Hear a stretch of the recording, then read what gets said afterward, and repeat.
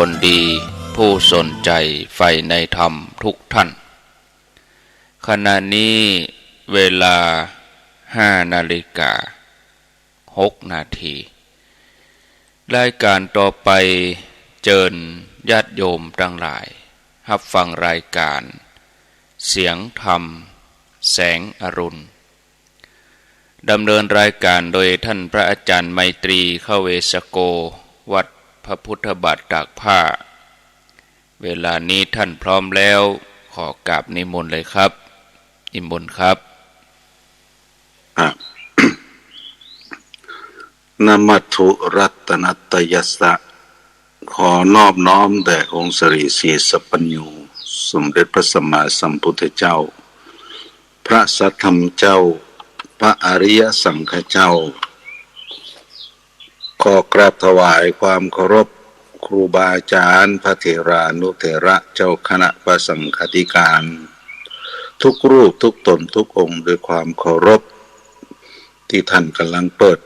รับฟังรายการสถานีเอาในรายการของคลื่นสีขาวซึ่งรายการตอนนี้เปิ้นฮ้องว่าธรรมะแสงอรุณเนาะธรรมารับแสงอรุณซึ่งก็เป็นปกติทุกวันและก็ขอเจริญพรบรรดาศรัทธาสาธุชนทุกคนทุกท่านที่กำลังรับฟังรายการอยู่ในขณะนี้วันนี้วันที่29 เมษายนพุทธศักราช2565เป็นวันศุกร์ทั้งวันหนึ่งสาธุชนทั้งหลายวันคืนล่วงไปขณะนี้เราทำอะไรกันอยู่เฮาเนี่ยอย่างกันอยู่มีพุทธพจน์รับรองว่าคโนโวมาอุปัจจคาขณะอย่าได้ล่วงท่านทั้งหลายไปโดยเปล่าประโยชน์คำว่าคณะในที่นี้นั่นหมายถึงเวลาสถานการณ์ในปัจจุบันที่กำลังเกิดขึ้นกำลังเป็นไปเพื่อนถามว่าเราทำอะไรอยู่มันมีหลายอย่างคณะความจริงคณะที่สำคัญที่สุดกับชีวิตของเราก็คือคณะแห่งความเป็นพุทธบริษัทคณะที่เราเกิดมาพบพระพุทธศาสนาแล้วทำคุณประโยชน์ให้กับตัวเองได้มากน้อยแค่ไหนอย่างใดเพราะการพบพระพุทธศาสนานั้นเป็นโอกาสที่หาได้ยากยิ่งการพบพระพุทธศาสนาแล้วได้ฟังธรรมของสัตบุรุษได้เกิดความรู้ความเข้าใจในการนำธรรมะเหล่านั้นไปประพฤติปฏิบัติเพื่อเป็นแนวทางในการที่จะออกจากทุกข์ก็ยิ่งเป็นโอกาสที่ยากสาธุชนทั้งหลายตุลุงไมตรีได้ไปร่วมในกิจกรรมการสะเก้าดำหัวครูบาอาจารย์เมื่อวันที่24ที่ผ่านมาที่พระธาตุสองเมืองมีความสุขหันครูบาอาจารย์พระเถราจารย์นักจัดรายการองค์ผู้ทรงธรรมแต่ในห้องวัดธรรมกถึกหันมากมายหลายท่านบ่เคยพบปะสนทนากับหลายท่านวันนั้นได้ไปกราบได้ไปแสดงความเคารพได้ทำสามีจิกรรมร่วมกับศรัทธาสาธุชนทั้งหลายรู้สึกและปลาบปลื้มเพราะพระคุณเจ้าเหล่านั้นล้วนแต่เป็นผู้มีความเสียสละอาตมาเพิ่งเข้ามาเดือน2 เดือนประมาณนั้นน่ะหันปฏิปทาหันจริยวัตรหันความเสียสละของท่านทั้งหลายได้รับทราบต่างๆนานี้ก็ดีรู้สึกว่าท่านทำได้อย่างต่อเนื่องเป็นที่น่าปราบปลื้มปีติใจในโอกาสนี้ตัวอาตมาก็บ่ได้กราบพระเถระได้ครบทุกรูปเนาะก็ถือโอกาสนี้ขอกราบคารวะครูบาอาจารย์พระเถระนักเสียสละนักเผยแผ่ธรรมะเหล่านั้นทุกรูปทุกตนโดยความเคารพยิ่งแถมครั้งหนึ่งและกิจกรรมของเฮาก็ผ่านพ้นไปโดยความเรียบร้อยท่ามกลางความชื่นชมโสมนัส ของบรรดาศรัทธาสาธุชนที่มาจากสารทิศต่างๆมากันนักมากันหลายแต่เป็นที่น่าอนุโมทนาหันแล้วก็ทำเมื่อเกิดความชื่นชมอย่างวัดอย่างพระธาตุสีสองเมืองหรือดอยพระเจ้าสีสองเมืองดอยนางแก้วที่เอาไปกระทำนะความจริงแล้วโดยรอบบริเวณนั้นก็มีบักกี่บ้านบ้านที่ใกล้ก็ดูเหมือนจะเป็นบ้านขุนลาวบ้านปางอันบ้านปางน้ำทุเนี่ยมันนี่นะปางกาดที่ความจริงก็อยู่ในดอยในป่าคำหนึ่งแต่ว่านั่นก็มีศรัทธามากันนักชื่นชมยินดีมาจากทั่วทุกพื้นที่ที่มากันได้สำหรับที่ท่านมาบ่ได้ท่านก็เปิดรายการของสถานีวิทยุซึ่งถ่ายทอดสดตลอดฟังกันก็เป็นที่น่าชื่นชมเนาะความเสียสละอย่างนี้นะหลายท่านทั้งหลายคิดผิวเผินก็อาจจะคิดว่าเป็นความสิ้นเปลืองในการที่จะต้องไปเมารถเมาราหรือเอารถเอาราของตัวเก่ามาร่วมในกิจกรรมแต่ความจริงแล้วมันไม่ใช่มันเป็นความเสียสละเพื่อให้ได้สิ่งที่ดีงามนั่นก็คือความชื่นชมโสมนัสอากาศก็กลางกลางวันก็ฮ้อนนักแก่นะตอนเช้าคงรู้สึกว่าสบายกันอยู่การจัดกิจกรรมอย่างนั้นแต่ละครั้งจะเกิดขึ้นได้ก็ต้องมีการเตรียมในหลายเรื่องตั้งแต่กระบวนการแจ้งข่าวสารการที่จะไปร่วมกันกับพระเถรานุเถระครูบาอาจารย์ที่เป็นนักเผยแผ่ได้รับทราบและเข้าร่วมกิจกรรมจนกระทั่งถึงแจ้งคือกับบรรดาศรัทธาสาธุชนได้เข้าร่วมกิจกรรมจนเกิดความเข้าใจว่าท่านต้องไปนะฮะอันนี้ก็เป็นที่น่ายินดีและอนุโมทนากับหมู่เฮาเจ้าข้าทุกคนทุกท่านในโอกาสนี้ด้วยเอาละบรรดาศรัทธาสาธุชนทุกคนทุกท่านวันนี้หลวงพ่อท่านพระครูอภิวัตนวิกรมท่านก็ฝากงานประชาสัมพันธ์เกี่ยวกับเรื่องกิจกรรมที่หมู่เฮาจะพึงกระทำร่วมกันก็ได้อาตมาจะได้อู้เนี่ยถึงเรื่องของการความเสียสละที่เฮาจะพึงกระทำร่วมกันในแต่ละกิจกรรมนะว่ามันมีคุณูปการมีคุณประโยชน์ต่อหมู่เฮาเจ้าข้าอย่างใดพ้องหากได้กระทำบำเพ็ญไปแล้วพระอาจารย์เพิ่นฝากมาเรื่องเกี่ยวกับพิธีวางศิลาฤกษ์สร้างศาลาการประเรียนทุ่งเศรษฐีและก็วางศิลาฤกษ์สถานปฏิบัติธรรมทุ่งเศรษฐีสันต่อตำบลบ้านโป่งอำเภอเวียงป่าเป้าจังหวัดเชียงรายซึ่งก็เริ่มตั้งแต่วันที่6ถึงวันที่7พฤษภาคม2วันนะ2565 6-7พฤษภาคม2565ซึ่งก็จะไปถึงวันที่8ที่6-7นั่นเป็นเรื่องของการปฏิบัติธรรมและก็การจัดเตรียมสถานที่ในการที่จะประกอบกิจกรรมการวางศิลาฤกษ์วางศิลาฤกษ์นี่มี2อย่างเนี่ยศาลาการประเรียนทุ่งเศรษฐีและก็สถานปฏิบัติธรรมทุ่งเศรษฐีงานแต่มันจะมีวันที่8พฤษภาคม2565เป็นวันขึ้น8ค่ำเดือน8เหนือเริ่มตั้งแต่เวลา 8 โมงจนถึงเวลาเที่ยงคืนเปิดโอกาสให้กับญาติโยมปูชาแผ่นดวงฤกษ์ทำบุญตามอัธยาศัยเวลา 13:30 นาทีพระสงฆ์เจริญพระพุทธมนต์และเวลา 14:39 นาทีคือบ่าย 2:39 นาทีประกอบพิธีวางศิลาฤกษ์สร้างศาลาการประเรียนทุ่งเศรษฐีซึ่งในการนี้นั่นก็ถือว่าจะได้สร้างศาลาการประเรียนน่ะคือเป็นสถานปฏิบัติธรรมตัวเองก็ขออนุญาตเชิญชวนเนาะหมู่เฮาเจ้าข้าทุกคนทุกท่านวันนั้นมันมีความสำคัญอย่างวันที่8นะ วันที่8 พฤษภาคม 2565เนี่ยมันเป็นวันขึ้น8 ค่ำเดือน8เหนือมันมี38วันที่8ขึ้น8 ค่ำเดือน8เหนือ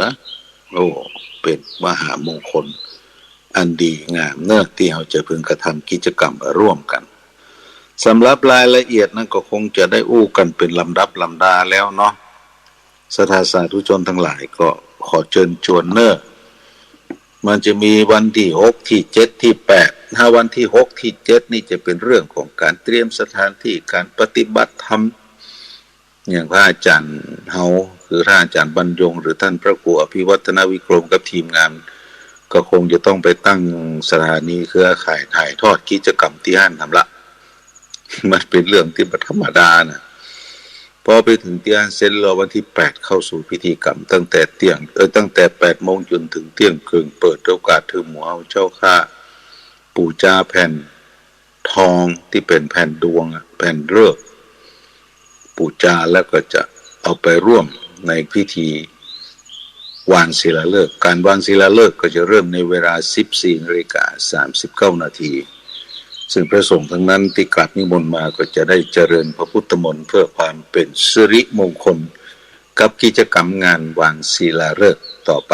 ขอฮ้องเอื้อนเชิญชวนเนอะสถานปฏิบัติธรรมสันตอตำบลบ้านโป่งอำเภอเวียงป่าเป้าจังหวัดเชียงรายวันที่6ที่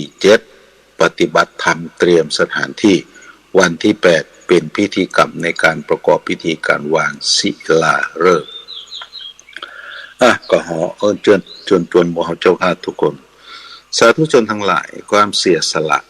อาตมาเคยบอกหลายครั้งคือการเสียสละคือการให้ถ้าว่ากันง่ายๆก็คือเหมือนกับเรื่องของการทานนั่นแหละการเสียสละคือการเอาออกไปจากตัวเฮาเพราะว่านั่นจะเป็นอย่างวัตถุอะไรอย่างหรือเรื่องราวใดๆก็ตามถ้ามันออกจากตัวเฮาไปได้เพราะว่าจะเป็นสิ่งดีหรือสิ่งบดีในตัวในตนเฮาถือว่าเป็นการกำจัดเป็นการเสียสละทั้งนั้นเช่นอย่างมีเงินพอสมควรเปิดห้องเอิญเชิญชวนประกอบพิธีกรรมในที่หั่นจะร่วมทำบุญด้วยกันก็เฮาก็เสียสละนั่นก็เป็นการกำจัดความตระหนี่ทีเหนียวอันเป็นกิเลสตัวหยาบที่สุดในมนุษย์กิเลสตัวหยาบที่สุดในมนุษย์น่ะก็คือความโลภหรือความหันแก่ตัวความตระหนี่ทีเหนียวถ้ามีความโลภอยู่เนี่ยนะคนเฮาบ่สามารถที่จะปฏิบัติธรรมให้สู่ในระดับสูงได้เพราะพระพุทธเจ้าตรัสรู้อนุตตรสัมมาสัมโพธิญาณแล้วนำพระธรรมมาเผยแผ่ให้กับหมู่เจ้าข้าทั้งหลายในฐานะที่เป็นพุทธศาสนิกชนพระพุทธองค์มีเป้าหมายอย่างเดียวต้องการให้สัตว์หลุดจากวัฏสงสารหลุดจากการเวียนว่ายในสังสารวัฏบ่ต้องมาเกิดบ่ต้องมาแก่บ่ต้องมาเจ็บบ่ต้องมาตายบ่ได้หมายถึงว่าหมู่เฮาเจ้าข้ากระทำปั่มเพ็งกองกาลกุศลแล้วมุ่งสู่สวรรค์มาเอาพระพุทธเจ้าต้องการให้มนุษย์ทุกรูปนามมุ่งสู่นิพพานเพราะถ้ามุ่งสู่สวรรค์นั่นยังเป็นกามาพจรอยู่ยังเป็นกามาพจรภพอยู่ยังเป็นกามาพจรภูมิอยู่กามาพจรภูมิคืออย่างกามาพจรภพคืออย่างก็คือภพหรือภูมิที่จะต้องเกี่ยวข้องกับเรื่องของความรักความใคร่ในเรื่องของกามกิเลสอยู่ยังบ่ได้หลุดพ้นอาตมาเคยบอกว่าคนเฮาเมื่อตายไปแล้วนะโดยสามัญสำนึกที่ยังบ่ได้ถึงความเป็นอริยะก็จะไปสู่ภพภูมิใน3ภพใน3ภพภูมินั่นก็คือสัคคภูมิก่อนสั สักขภูมิที่จะไปถึงได้ก็คือสักขภูมิชั้นกามาพจร6 ชั้นชั้นกามาพจร6 ชั้นกับประกอบไปด้วยจาตุมหาราชิกตาวติงสายามาตุสิตาปรนิมิตนิมานรดีปรนิมิตตวัสวัสดีมี6 ชั้นที่สวรรค์เป็นว่าสวรรค์6 ชั้นชั้นที่1คือจาตุมหาราชิกาชั้นที่2คือตาวติงสาชั้นที่3คือชั้นยามาชั้นที่4ก็คือชั้นนิมานรดีและชั้นขอโทษชั้นที่1คือชั้นจาตุมหาราชิกาชั้นที่2ก็คือชั้นตาวติงสาชั้นที่3คือชั้นยามาชั้นที่4ก็คือชั้นตุสิตาชั้นที่5คือชั้นนิมานรดีและชั้นที่6ก็คือชั้นปรนิมิตวัสวัตติในสวรรค์ทั้ง6 ชั้นเนี่ยเทพหรือเราเทวดาทั้งหลายเทวบุตรเทวดาทั้งหลายที่สิ่งสถิตอยู่ในแต่ละระดับชั้นนั้นก็มีภูมิธรรมต่างกันตามบุญสมภารที่ตัวเองกระทำมาทีนี้ในแต่ละภพแต่ละชั้นเนี่ยตั้งแต่ชั้นจตุมหาราชิกาตาวติงสายามาตุสิตานิมานรดีปรนิมิตวัสวัสดีเมื่อหมดบุญก็จะต้องไปเกิดในภพภูมิต่างๆตามลำดับมันก็จะวนเวียน3 ภูมิเนี่ยคือสักขภูมินี่เป็นลำดับแรกอันดับ2ก็คือมนุษยภูมิและอันดับที่3ก็คืออบายภูมิมีภูมิ3 ภูมินี่ที่หมัวอยู่ต้องเต้วอยู่ตราบใดที่ยังกิเลสอาสวะยังแน่นหนาอยู่ในกำมลสันดานเนี่ยนะมันจะต้องไปอยู่แต่เนี่ยไปสู่สักขภูมิหมดบุญจากสักขภูมิอาจจะมามนุษยภูมิอาจจะไปอบายภูมิเนี่ยไปอบายภูมิเสร็จเรียบร้อยแล้วอาจจะมาเป็นมนุษยภูมิเพราะนั้นคนเราแต่ละคนที่เกิดมาในภพนี้จากนี้นะท่านฮู้บ่เฮาผ่านร้อนผ่านหนาวผ่านนรกมากี่ขุมแล้วก็บ่ฮู้ผ่านสวรรค์มากี่จั่นแล้วก็บ่ฮู้กว่าจะมาถึงวันนี้ได้นะผ่านมาโหอย่างพระพุทธองค์ก็เหมือนกันกว่าจะตรัสรู้อนุตตรสัมมาสัมโพธิญาณพระพุทธองค์ก็ท่องเที่ยวในสังสารวัฏอย่างเนี้ยมากมายกายกองเหลือเกินไปสู่นรกภูมิไปสู่สวรรค์ภูมิไปสู่มนุษยภูมิจากแล้วจะเราเพิ่นบอกอย่างก็แสนกับแสนโกฏไม่ใช่ธรรมดานะกว่าจะมาถึงวันที่พระองค์ทรงตรัสรู้และหมดกิเลสอาสวะดับขันธปรินิพพานได้การดับขันธปรินิพพานก็คือไม่ต้องมาเวียนว่ายตายเกิดแถมละหมดเชื้อเพื่อนเขาหมดเชื้อที่จะพึงทำให้ได้เกิดมาแทนในพระพุทธองค์ทรงแสดงพระธรรมเทศนาเพื่อที่จะให้หมู่เฮาเจ้าข้าทั้งหลายได้หลุดจากความเป็นผู้ที่จะต้องมาแก่มาเจ็บมาตายการที่จะทำเพื่อแก่เพื่อเจ็บเพื่อตายได้ก็คือการเกิดก็คือเบื่อเกิดละคือเข้าสู่นิพพานอาตมาอู้อย่างนี้ก็เพื่อที่จะย้อนมาว่าการฮืดตานหรือการเสียสละเนี่ยเป็นการกำจัดกิเลสความโลภความหันแก่ตัวความตระหนี่ทีเหนียวของมนุษย์ในขั้นพื้นฐานถ้ามนุษย์สามารถเป็นคนที่ฮื้อได้เป็นคนที่เสียสละได้มนุษย์คนนั้นก็สามารถที่จะพัฒนาคุณธรรมตัวอื่นขึ้นไปได้เพราะฉะนั้นการมาในแต่ละครั้งการกระทำกิจกรรมแต่ละครั้งในเรื่องของบรรดาศรัทธาสาธุชนทั้งหลายปรับปลื้มปิติอาตมาโดยส่วนตัวแล้วเพราะมันคือความเสียสละอันเป็นบรรทัดฐานเบื้องต้นในการที่จะก้าวเข้าไปสู่การปฏิบัติธรรมเพื่อความหลุดพ้นจริงอยู่เขาอาจจะบรรลุพ้นในภพนี้ชาตินี้ปีนี้เดือนนี้วันนี้แต่มันจะเป็นอุปนิสัยสั่งสมเพิ่มพูนไปเรื่อยๆในสมัยพุทธกาลเขาก็รู้อยู่พระพุทธสาวกคือสาวกของพระพุทธเจ้าแต่ละท่านแต่ละองค์เป็นพระอริยะกว่าจะมาถึงวันนั้นได้ก็ตกละกรรมลำบากกว่าจะมาถึงได้กี่ภพกี่ชาติมนุษย์เฮา ทุกคนเพราะฉะนั้นเมื่อเกิดมาแล้วเข้าใกล้พระพุทธศาสนาแล้วที่ห้องว่าเป็นพุทธมามกะเป็นชาวพุทธก็ควรจะเข้าใจถึงหลักการในเรื่องของพระพุทธศาสนาหรือคำสอนขององค์สมเด็จพระสัมมาสัมพุทธเจ้าอันเป็นสาระแก่นสารสาธุชนทั้งหลายพระพุทธเจ้าสอนหลายเรื่องหลายราวจนมีคนบอกว่าคำสอนของพระพุทธองค์นั้นบรรจุอยู่ในพระไตรปิฎกตั้ง 84,000 พระธรรมขันธ์ถ้านับทำเป็นผูกเพิ่นก็บอกว่าประมาณ 84,000 ผูกซึ่งความจริงแต่ละผูกนั้นก็อู้ในหลายเรื่องนะไม่ใช่เรื่องเดียวพระธรรมขันธ์แต่ละธรรมขันธ์ก็อู้หลายเรื่องแต่เปิ้นแบ่งเป็นหมวดขันธ์คือกองธรรมขันธ์คือกองแห่งธรรมแบ่งออกเป็นหมวดได้ 84,000 กองไป 84,000 หมวดในแต่ละหมวดนั่นน่ะก็มีเนื้อหาสาระที่หลากหลายในที่สุดเปิ้นก็ย่นย่อมาเป็นครั้งคราวไปเช่นอย่างมาย่นย่อมาเป็นทานเป็นหมวดแห่งทานเป็นเรื่องของการทานเป็นเรื่องของศีลเป็นเรื่องของสมาธิ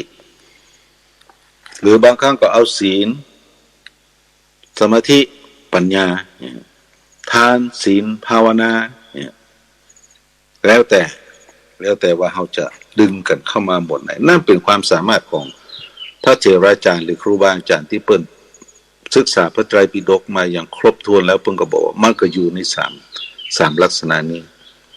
ถ้าถึงเรื่องทานมันก็ไม่ใช่ธรรมดาหลากหลายอลังการสาธุชนทั้งหลายในฐานะที่เราเป็นพุทธบริษัทนู้ก็ว่าพระพุทธองค์ทรงสอน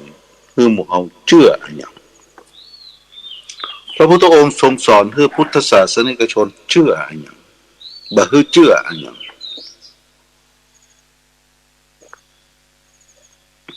พระพุทธองค์ทรงสอนให้เวไนยสัตว์ทุกหมู่เหล่าที่พระองค์ไปแสดงพระธรรมเทศนาโปรดให้เชื่อเรื่องกรรมให้เชื่อเรื่องกรรมอย่าไปเชื่อในสิ่งที่บ่ใช่กรรมกรรมคืออย่างกรรมคือการกระทำการกรรมคือการกระทำทำอะไรอย่างทำทุกอย่างการกระทำทุกอย่างล้วนเป็นเรื่องกรรมทั้งนั้นเพราะกรรมมันโดยศัพท์ที่เราจะไปแปลแล้วก็คือแปลว่าการกระทำกรรมนี่เป็นคำกลางๆหมายถึงกรรมดีหรือกรรมชั่วเตื้อแต่ส่วนมากเราจะมักอู้ถึงเรื่องกรรมแล้วก็มักจะอู้ในเรื่องของสิ่งที่มันบอกให้ดีเป็นกรรมเป็นเวรอย่างบะล่ำปะเหลือกระเบาหุอย่างเงี้ยความจริงแล้วกรรมดีก็มีกรรมบดีก็มีกรรมเป็นคำกลาง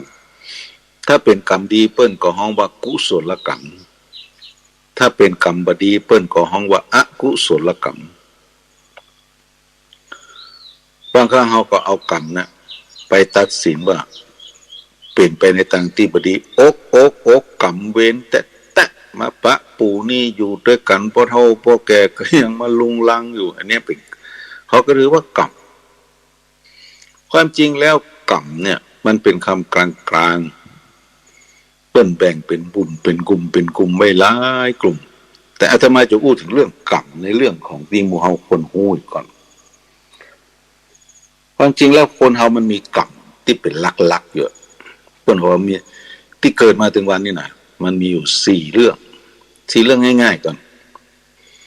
ความจริงแล้วกรรมมันมี16 อย่างก่อนแต่วันนี้ให้อู้มา4อีกอย่างก่อน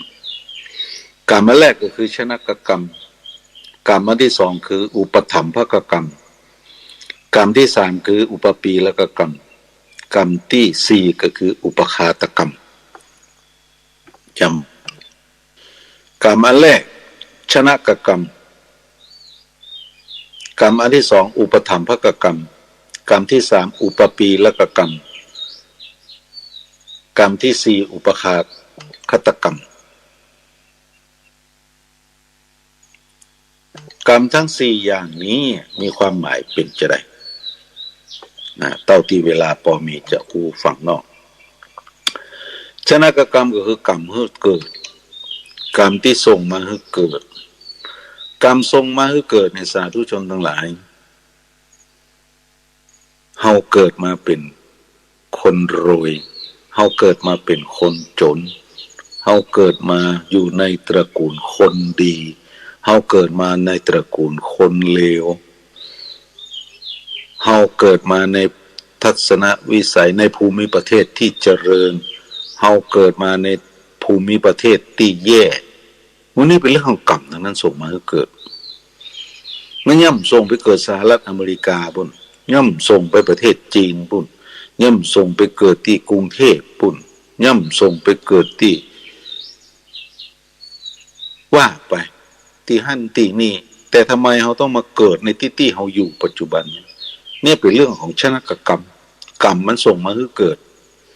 ตามบุญสมบัติของตัวเก่าทุกคนเขาจะปฏิเสธไปได้เรื่องอย่างนี้เขาทำไมเกิดทั้งปุ่นทั้งเปิ้นเขายังเกิดสหรัฐอเมริกาเป็นฝรั่งบางค่าฝรั่งปลอเขายังเกิดที่ประเทศที่มันเจริญสมมติว่าเกิดประเทศไทยละย่ำไปเกิดในกรุงเทพย่ำไปเกิดเป็นลูกเศรษฐีมหาเศรษฐียังแบบไปเกิดในตระกูลของคนดีคนศีลคนมีศีลมีธรรม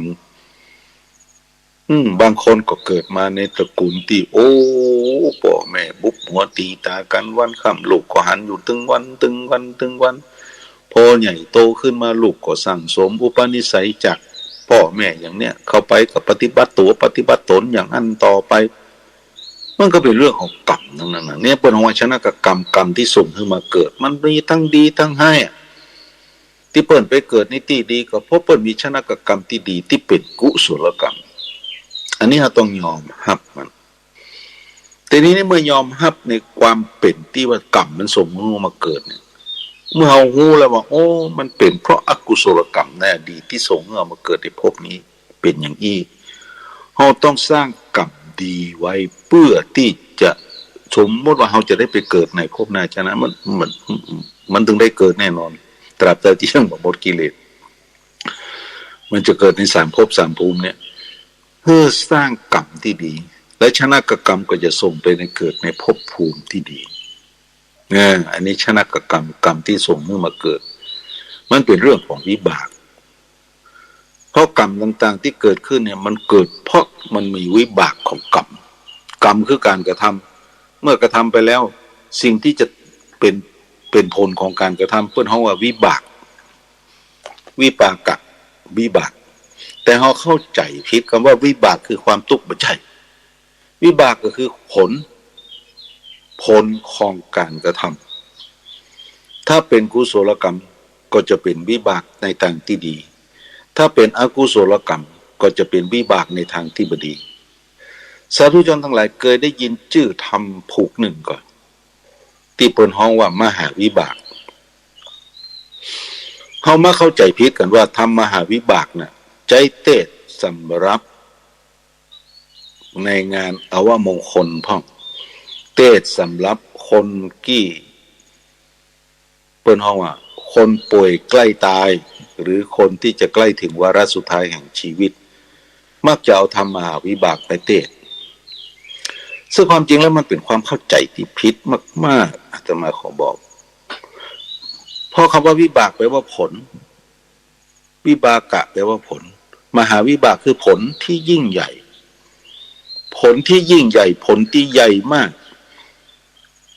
มันเป็นคำกลางๆนะวิบากนี่นะทำดีวิบากก็ดี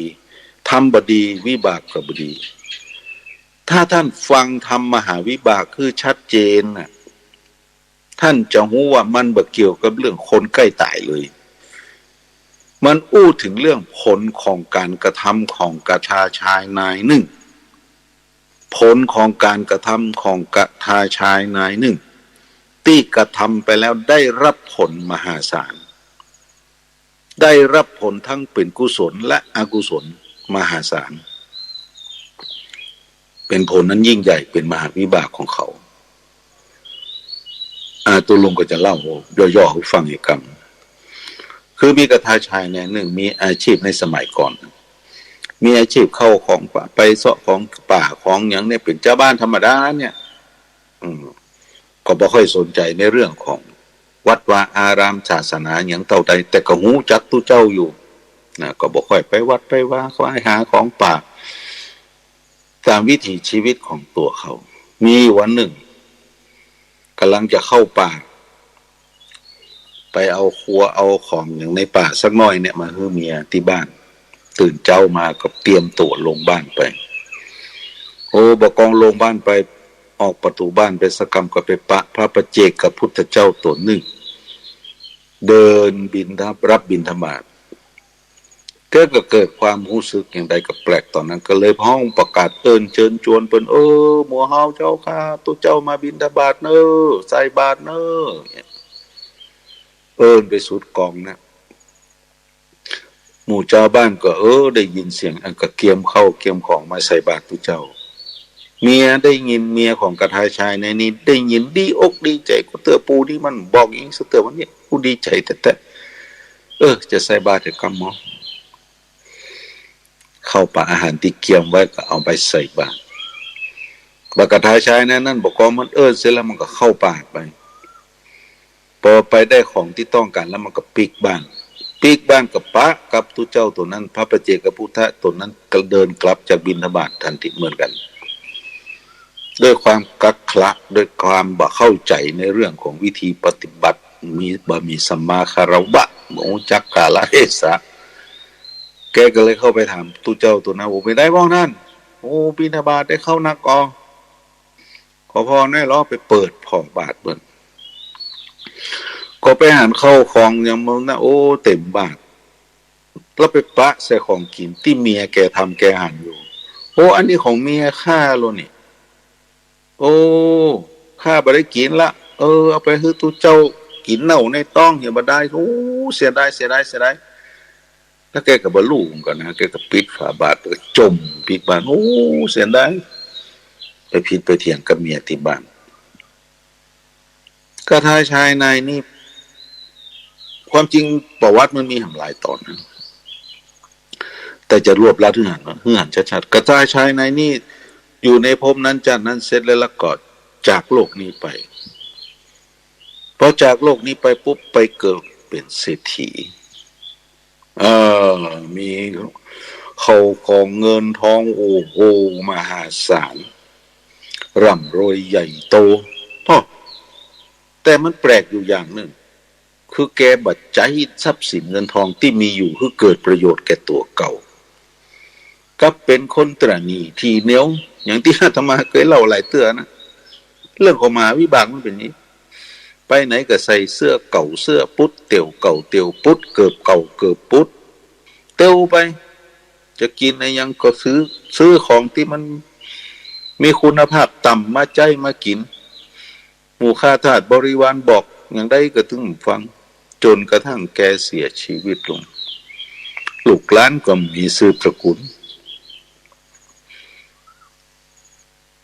ง่ายอะไรเมื่อแกตายสมบัติมหาศาลแกพระราชาก็เลยเอาเข้าสู่ท้องคลังหมดเลยภิกษุในสมัยนั้นทราบข่าวก็เลยไปถามพระพุทธเจ้ามันเป็นบุพกรรมอะไรอย่างนี้ของมหาเศรษฐีคนนี้หนึ่งรวยแต่รวยว่ามันเกิดจากอย่างสองเมื่อรวยแล้วก็บ่ได้ใจประโยชน์ที่เกิดขึ้นกับทรัพย์สินของตัวเก่าและสามบ่มีผลที่สืบทอดมรดกนั้นพระพุทธเจ้าก็วิสัชนาว่าดูก่อนภิกษุทั้งหลายกระทาชายในนี้ในสมัยตะก่อนก็เล่ามาอย่างที่อาตมาเล่าตะเกียบด้วยอานิสงส์ของการประกาศห้องเอิญเชิญชวนเปิ้นมาทำบุญกับพระประเจกกับพุทธะนะอานิสงส์ตัวเนี้ยทำเพื่อแกได้ทรัพย์สมบัติมหาศาล ร่ำรวยเป็นเศรษฐีก็เพราะการประกาศห้องเอิญเชิญชวนเปิ้นมาทำบุญเป็นมาวิบากเป็นผลแห่งการกระทำที่ยิ่งใหญ่อย่างหนึ่งอันนี้ก็เป็นมหาวิบากอย่างหนึ่งในฝ่ายกุศลทีนี้ด้วยความเสียดายที่แกมาเปิดบาทนะโอ้เสียดายแต่เสียดายว่าข้าไม่ได้กินละนี่นะกระทำให้เกิดความเป็นว่ากรรมนะมันมาบังตาเบื่อตัวเองได้มีความอยากจะใจในทรัพย์สินเสียดายของหมดเลยจะใจอย่างก็เสียกลัวเสียกลัวเสียกลัวเสียกลัวเสี่ยงกลัวเสียกลัวเสี่ยงในที่สุดก็จากโลกนี้ไปโดยไม่ได้ใจประโยชน์ที่เกิดกับทรัพย์สินเหล่านั้นก็เพราะความเสียดายในทรัพย์สินที่คนอื่นมาทำบุญหรือเมียของตัวแกมาทำบุญถ้าแกอนุโมทนาสาธุยินดีโอ้ดีใจท่านจะได้เข้าไปฉันได้ภัตตาหารไปฉันขออนุโมทนาตัวนี้แกก็จะได้ใจประโยชน์ในทรัพย์สินนั้นเนี่ยเรื่องของมหาวิบากมันก็มีหลายตอนอยู่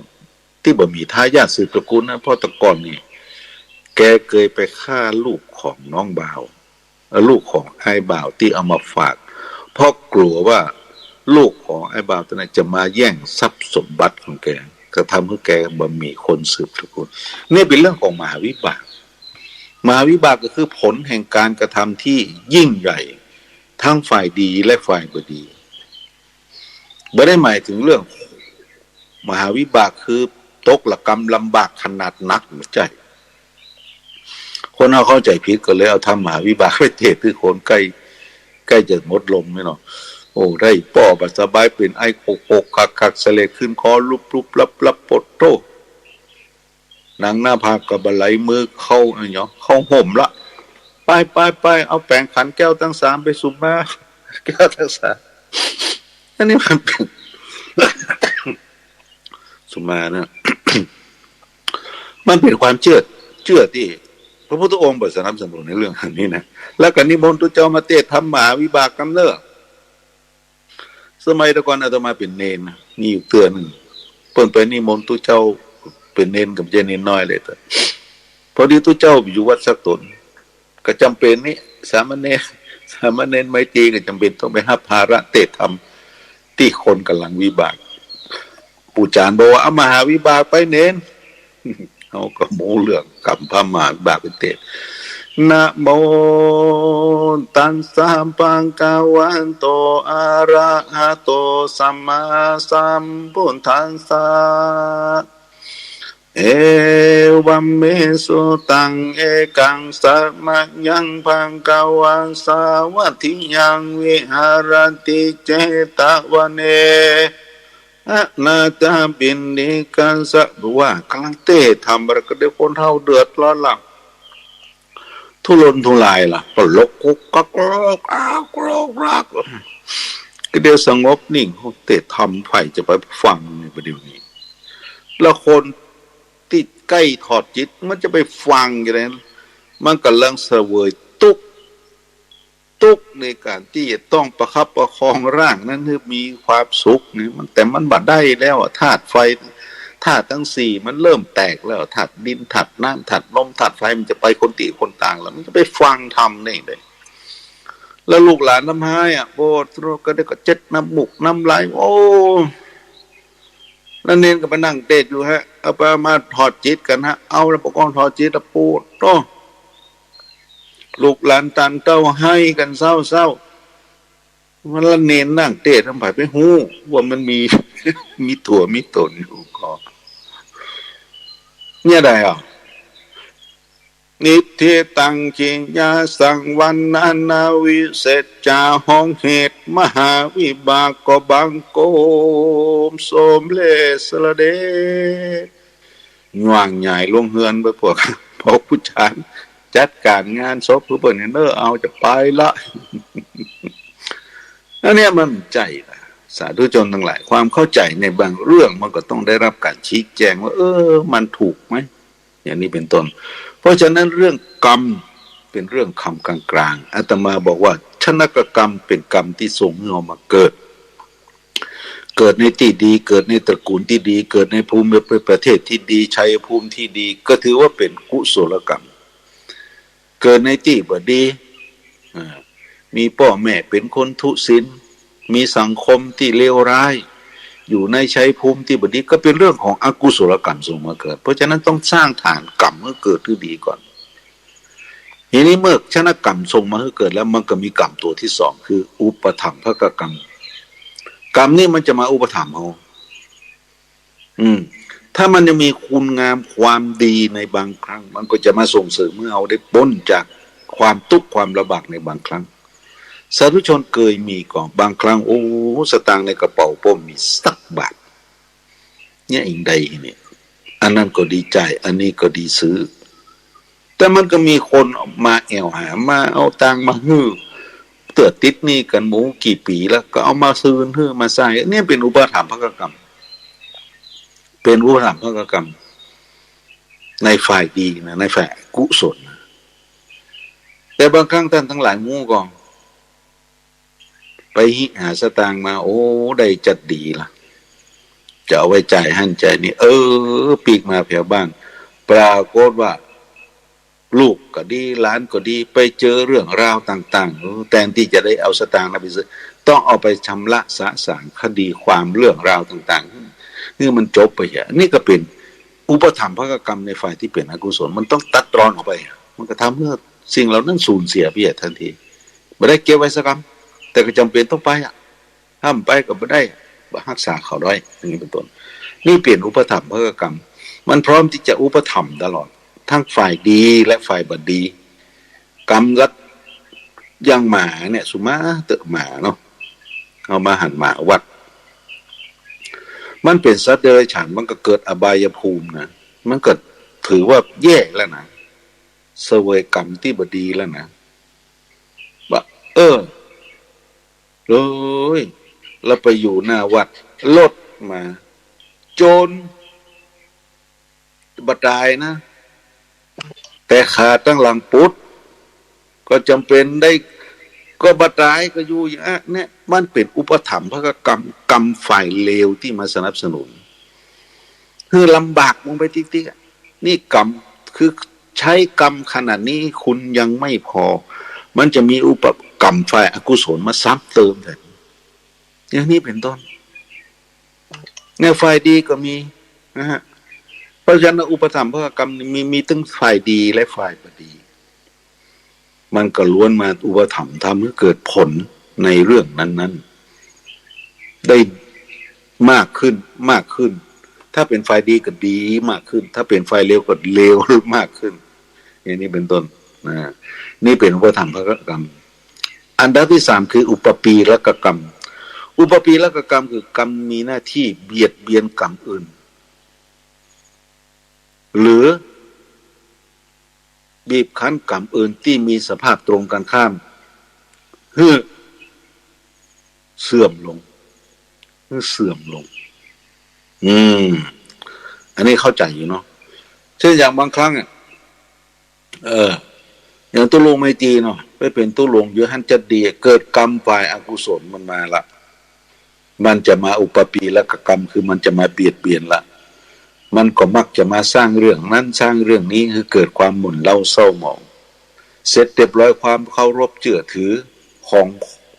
ตุลงไม่ตีก็เสื่อมถอยไปทั้งที่เรื่องนั้นมันจะเป็นเรื่องจริงหมูป่ะจริงหมูมันก็สร้างกันขึ้นมาละกระทำให้เป็นกรรมที่จะต้องเบียดเบียนให้ชื่อเสียงหรือคุณงามความดีที่เคยสั่งสมมาเสื่อมไปนี่เป็นห้ออุปปีและกรรมเบียดเบียนบางครั้งก็มาเป็นตุหลวงก็เป็นตุเจ้าบ่ให้ดีก็ธรรมดาไปเผยแพร่ที่ทำไปเตะทำมันเตะทำนี่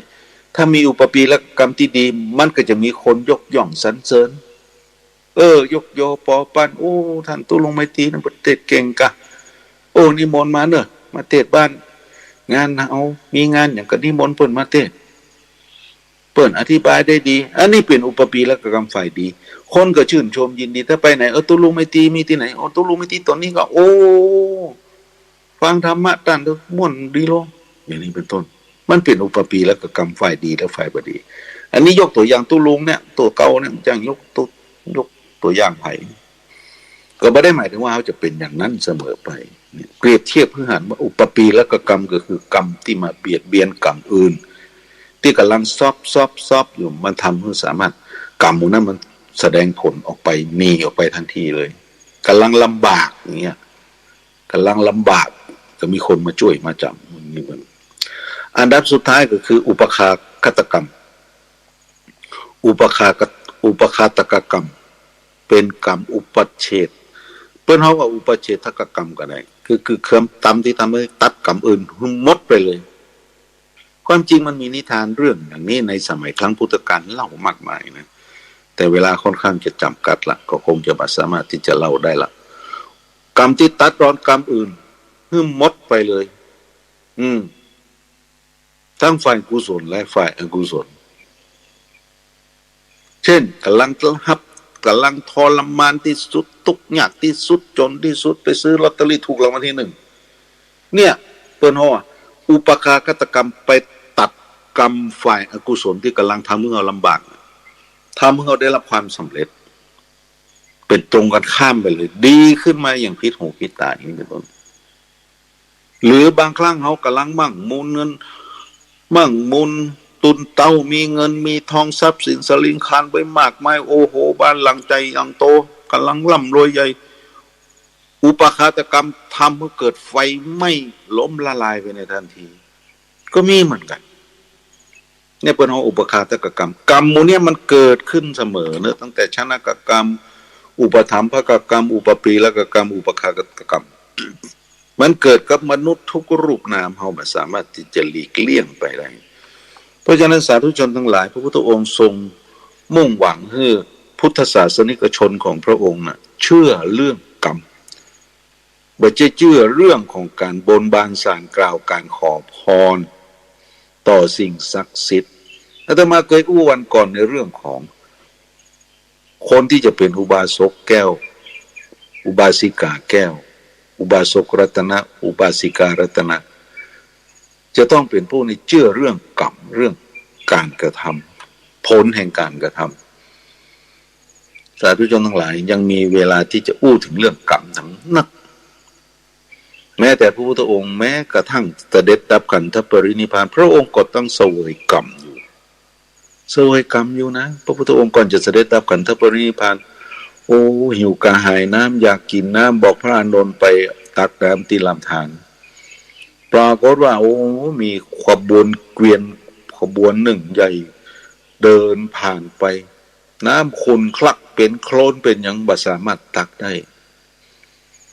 พระอานนท์ต้องไป3 ครั้ง3 ครา3 เวลาก่อนกว่าจะได้น้ำมาถวายพระพุทธองค์ได้ในสมัยนั้นนี่ก็เป็นเรื่องของกรรมของการที่บ่ได้กินน้ำทันทีนะพ่อเนี่ยพระพุทธองค์ก็ทรงบอกไว้หมดละว่ากรรมของพระพุทธองค์มีอย่างกรรมของพระพุทธองค์มีนักนะประมาณ15-16 กรรมที่เป็นกรรมที่จะเสวยชดใช้ในพระชาติสุดท้ายเพราะฉะนั้นสาธุชนทั้งหลายวันนี้อาตมาเรื่องคำสอนของพระพุทธองค์มุ่งสอนเพื่อเชื่อเรื่องกรรมเพราะฉะนั้นการกระทำใดๆที่เกิดขึ้นในเป็นฝ่ายกุศลก็อยากจะให้เป็นฝ่ายกุศลที่จะสร้างโดยจิตวิญญาณของตัวเฮาโดยความมุ่งมั่นศรัทธาโดยความจริงใจด้วยเจตนาอันแน่วแน่แล้วสิ่งเหล่านั้นมันก็จะเป็นเรื่องที่จะไปอุปถัมภ์กำจูดูแลเฮาในภพในภูมิต่อไปถ้ามันยังอย่าไปหวังผลถ้าทำแล้วหวังผลทำแล้วคิดอยากได้นั่นได้มันเป็นเพราะว่ามีความโลภนำผลบ่เกิดแน่นอนเพราะมีความโลภนำเอาละบรรดาศรัทธาสาธุชนทั้งหลายก็คงจะได้เวลาเนาะเวลานี้เวลา55 นาทีจะมีเวลากันอีกสักสาย2 สายสำหรับคนที่กำลังรับฟังรายการของตุลุงอยู่ถ้าอยากจะสนทนาเนาะเปิดสายละตอนนี้เปิดสายละเบอร์ตุลุงก็0968695612 0968695612จะสนทนาแจ้งการข่าวสารการรับฟังว่าเป็นจะได้พ้องก็ยินดีเนอะเพื่อที่จะแลกเปลี่ยนเรียนรู้ซึ่งกันและกัน แล้วขอประชาสัมพันธ์ซ้ำทำน้อยบ้านสันต่อนะวันที่6ที่7ที่8วันที่6ที่7เป็นการปฏิบัติธรรมนะครับวันที่8เป็นการวางศิลาฤกษ์สถานปฏิบัติธรรมหรือศาลาบำเพ็ญธรรมแล้วก็เชิญหมอเจ้าข้าทุกคนทุกท่านไปร่วมโดยพร้อมกันโดยที่บ้านสันต่อตำบลบ้านโป่งอำเภอเป้าจังหวัดเชียงรายนะครับสั่งกันเนอเจริญพรเจ้ากับแม่สาวเจ้าทานเจ้าไปกับน้องมาเรียนซ่อนเลยเจ้าโอ้แจ้ซ่อนกะโอ้สาธุสาธุยินดีเนอแม่ได้ฟังเจ้าได้ฟังเหมือนเจ้าเลยแหละโอ้ชัดเจนดีเนาะชัดเจนดีเจ้าทำชัดเจนที่สุดเจ้าโอเคยินดีนะกับแม่สาวเจ้าเจริญเจ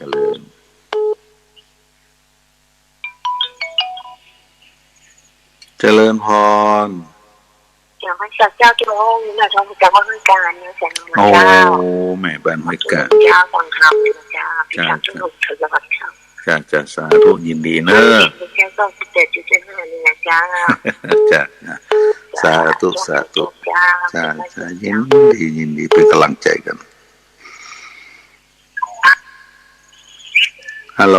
เจริญพรเจ้ากับพระเจ้าตุลุงแม่ชุกเกี้ยวศิลาพรสิทธิ์อ่ะพระองค์ละคุณเด้อได้ฟังธรรมตุลุงทำเรื่องกามนี่มันไม่ใช่ชั้นน้อยแต่มากินมาจ้านกับเป็นกามอยากกินจังกับไปได้กินทั้งที่มีจังไปเลิกก็เต๋อเนาะแม่นละอันนี้เป็นเป็นมหาวิบากเราต้องปฏิบัติต้องเอาสิ่งทำเนี่ยเป็นที่จ้างที่เบิ่งแล้วตุลุงฟังอยู่เด้อสาธุค่ะพระเจ้าสาธุเจ้าตุลุงเพราะฉะนั้นเข้าใจกันไหมเนาะคำว่ามหาวิบากคือผลแห่งการกระทำผลแห่งสิ่งที่จะพึงเกิดนะมันเป็นผลยิ่งใหญ่ก็ได้หมายถึงลำบากยากเข็ญเจริญพรจากราชการเจ้าจากไหนเนี่ยแม่ครับมีผู้ตลาดนะเจ้าเป็นได้พ่อฟังชัดเจนดีเจ้าฟังแล้วก็อันนี้ดีเจ้าก็เพิ่งเขาบอกว่าถ้าคนใกล้จิตใจก็เอาคำทำมหาวิบากมาฟังเนอความจริงมันบ่เกี่ยวกับเรื่องมหาวิบากมันเป็นเรื่องของการกระทำเจ้าจะเข้าใจรวมกันเนาะคืนนี้เนี่ยเข้าใจนักนะเจ้าจ้าสาธุเจ้าสาธุเจ้าโอเคเจริญพรประชาตุลุงเจ้าโอ้แม่พรปัสเซาตุลุงเจ้ากลางมือกลางเพียงเล็กน้อยนะถ้าต่างกันดีจะดีนะเจ้าถ้าบางทีนะกรรมน้อยเดียวทำโดยตั้งใจมันก็ส่งผลใจรับความลำบากนักขนาดแล้วนะเจ้าแม่นแล้วทุกคนมีกรรมเป็นแดนเกิดนะเจ้าพยายามสั่งสรรค์ดีๆไว้นะเจ้า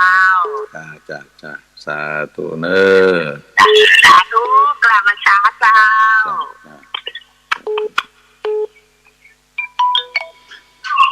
เจริญสาธุกราบมาช้าเจ้า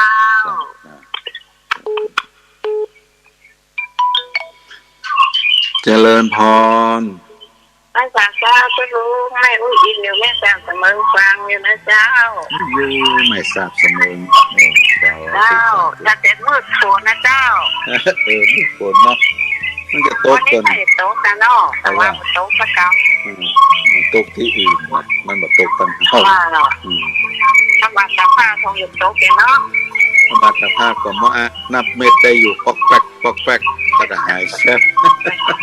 ไม่ว่าจะถึงวันที่2นี่เนาะควรจะตกเพราะว่า